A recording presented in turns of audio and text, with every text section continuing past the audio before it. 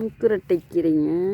முக்குரட்டை வேறு கீரை இதெல்லாம் சளி பிடிச்சா சாப்பிடுவாங்க. இப்போ என்னமோ கிட்னிக்கு சாப்பிடுவாங்க, அதுக்கு சாப்பிடுவாங்க. அந்த காலத்துலேருந்து பாட்டி என்னென்னா முக்குரட்டை ரசம் சளி பிடிச்சா, அதுதாங்க நமக்கு தெரியும்.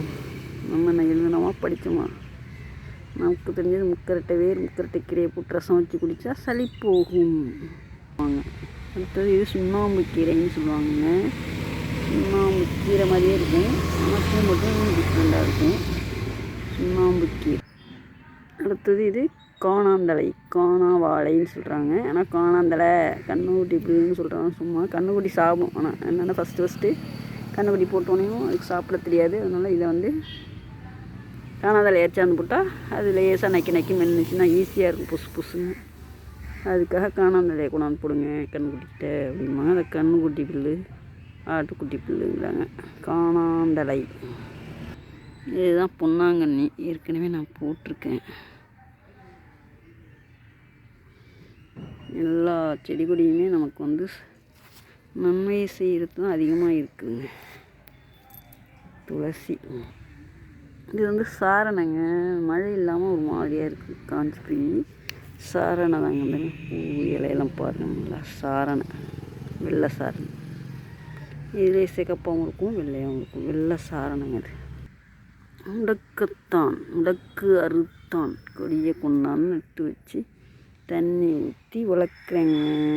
ரசம் வச்சுக்கலாம். ஓடுது பாருங்கள் மேலே ஏறி. முடக்கத்தான், முடக்கு அறுத்தான். கத்திரிக்காய் காய்ச்சிருக்குங்க, கத்திரி பிஞ்ச். இந்த ஒரே காய் காய்ச்சிருக்கு, கத்திரிக்காய். இந்த ஒரு காய் இருக்காங்க. இந்த ஒரு காய் கத்திரிக்காய். அங்கே உள்ள அந்த பொன்னாங்கண்ணியை கிள்ளி கொண்டாந்து இங்கெல்லாம் ஊனிச்சிருங்க. இன்னும் கொஞ்ச நாள் பார்த்திங்கன்னா அப்படியே படர்ந்து தளன்னு வந்துடும். வெண்டி விதை ஒன்றா இது ஒன்றும் நல்லா காய்க்கலை இருக்குது. இப்போ தான் மொட்டு வைக்கி பார்ப்போம் காய்க்குதான்னு. இந்த அளவுக்கு வெண்டி உரம்பத்தில். இது வந்து கிழுவைங்க, கிழுவையில். இது வந்து இப்போ வேலி இல்லை, வேலியில் வச்சுருப்பாங்க. இப்போ வேலியே கிடையாது, காம்பவுண்டு. அதனால் இதெல்லாம் மரம்லாம் இல்லாமல் அத்து போச்சு. இது வந்து என்ன செய்வாங்க, குழம்பு வைப்பாங்க, புளிக்குழம்பு வைப்பாங்க, நல்லாயிருக்குங்க. இன்னும் புளிக்குழம்பு துவையல் எல்லாம் பண்ணுவாங்க, நல்லாயிருக்கும்.